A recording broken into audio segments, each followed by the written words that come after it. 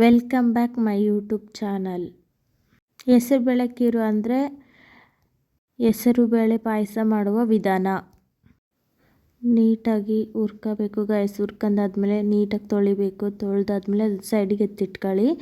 ಒಂದು ಕಡಾಯಿ ಇಟ್ಕೊಳ್ಳಿ. ಕಡಾಯದಲ್ಲಿ ಎಣ್ಣೆ ಆದರೂ ತುಪ್ಪ ಆದರೂ ಹಾಕಿ ನಿಮ್ಗೆ ಯಾವ್ದು ಅನುಕೂಲ ಆಗುತ್ತೋ ಅದು ಹಾಕಿದಾದ್ಮೇಲೆ ಫಸ್ಟ್ ಗೋಡಂಬಿ ಫ್ರೈ ಮಾಡ್ಕೋಬೇಕು. ಬ್ರೌನ್ ಆದ ತಕ್ಷಣ ಆಮೇಲೆ ಒಣ ದ್ರಾಕ್ಷಿ ಹಾಕಬೇಕು ಗೈಸ್. ಅದು ಆದಮೇಲೆ ಸೈಡಲ್ಲಿ ಎತ್ತಿಟ್ಕೊಳ್ಳಿ. ನೆಕ್ಸ್ಟ್ ಮಿಕ್ಸಿ ಜಾರ್ ತಗೊಳ್ಳಿ. ಮಿಕ್ಸಿ ಜಾರ್ಗೆ ಏಲಕ್ಕಿ 3-4 ಏಲಕ್ಕಿ ಹಾಕ್ಬಿಟ್ಟು ಕಾಯಿ ತುರಿಯನ್ನು ಹಾಕಿ ನಿಮ್ಮ ಮನೇಲಿ ಗಸಗಸೆ ಇದ್ದರೆ ಗಸಗಸೆಯನ್ನು ಸ್ವಲ್ಪ ಹುರ್ಕೊಬಿಟ್ಟು ಅದನ್ನು ಮಿಕ್ಸ್ ಮಾಡಿ ಮಿಕ್ಸರಲ್ಲಿ ನೀಟಾಗಿ ಬ್ರೌನಾಗಿ ಹುರ್ಕೊಬಿಟ್ಟು ಮಿಕ್ಸಿ ಜಾರಲ್ಲಿ ಹಾಕಿ ಗೈಸ್. ಹಾಕಿದಾದ್ಮೇಲೆ ಅದನ್ನು ಮಿಕ್ಸಿ ಜಾರ್ಗೆ ಶಿಫ್ಟ್ ಮಾಡಿ ನುಣ್ಣಗೆ ರುಬ್ಕೊಳ್ಳಿ ಗೈಸ್. ರುಬ್ಕೊಂಡು ಸೈಡಿಗೆ ಎತ್ತಿಟ್ಕೊಳ್ಳಿ. ನೆಕ್ಸ್ಟ್ ಶಾವಿಗೆ ಹುರ್ಕೊಬಿಟ್ಟು ಶಾವಿಗೆ ಸೈಡಿಗೆ ಎತ್ತಿಟ್ಕೊಳ್ಳಿ. ನೆಕ್ಸ್ಟ್ ಕುಕ್ಕರ್ ಮುಚ್ಚಿ ಇಟ್ಬಿಡಿ. ಬೇಳೆ ನೀರು ಹಾಕಿಬಿಟ್ಟು ಕುಕ್ಕರ್ ಒಂದೇ ಒಂದು ವಿಸಲ್ ಹೊಡಿಸಿ ಸಾಕು, ಅಷ್ಟೇ ಮೆತ್ತಗೆ ಹೋಗುತ್ತೆ. ನೆಕ್ಸ್ಟ್ ಅದು ಪಾತ್ರೆ ಇಟ್ಕೊಳ್ಳಿ ಗೈಸ್. ಇಟ್ಕೊಂಡಾದ್ಮೇಲೆ ನಿಮ್ಗೆ ಎಷ್ಟು ಸ್ವೀಟ್ ಬೇಕೋ ಅಷ್ಟು ಪಾನಕ ಮಾಡ್ಕೊಳ್ಳಿ ಆಯಿತಾ. ನಾನು 3 ಬೆಲ್ಲ ಬೇಯಿಸಿದ್ದೀನಿ.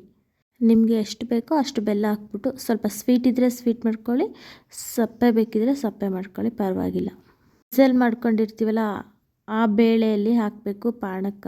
ಹಾಕಿದಾದ್ಮೇಲೆ ಅದು ನೀಟಾಗಿ ತಿರುಗಿಸ್ಕೊಳ್ಳಿ. ಅದಾದಮೇಲೆ ಗೋಡಂಬಿ ದ್ರಾಕ್ಷಿ ಅದನ್ನು ಸ್ವಲ್ಪ ಫ್ರೈ ಮಾಡಿ ಎತ್ತಿಟ್ಕೊಂಡಿರ್ತೀವಲ್ಲ ಗೈಸ್, ಅದನ್ನು ಹಾಕ್ಬಿಟ್ಟು ಸ್ವಲ್ಪ ಮಿಕ್ಸ್ ಮಾಡ್ಕೊಳ್ಳಿ. ಮಿಕ್ಸ್ ಮಾಡ್ಕೊಂಡಾದ್ಮೇಲೆ ಬೇಳೆಯನ್ನು ಚೆನ್ನಾಗಿ ತಿರುಗಿಸಿ.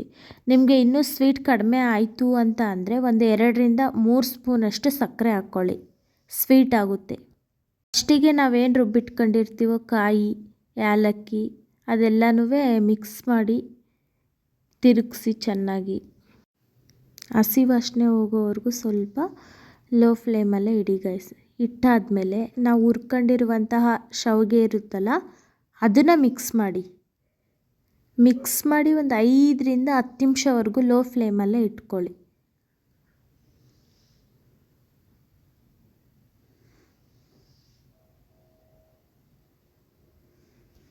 ಶಾವಿಗೆ ಹಾಕಿದ ತಕ್ಷಣ 1-2 ಸರಿ ತಿರುಗಿಸ್ಬಿಟ್ಟು ಆಫ್ ಮಾಡಿ ಮುಚ್ಚಿಟ್ಬಿಡಿ. ಊಟ ಮಾಡೋ ಟೈಮಲ್ಲಿ ತಗೊಳ್ಳಿ, ತುಂಬ ಚೆನ್ನಾಗಿರುತ್ತೆ. ನೆಕ್ಸ್ಟ್ ಯಾವ ರೆಸಿಪಿ ಬೇಕು ಅಂತ ಕಮೆಂಟ್ ಮಾಡಿ ಗೈಸ್.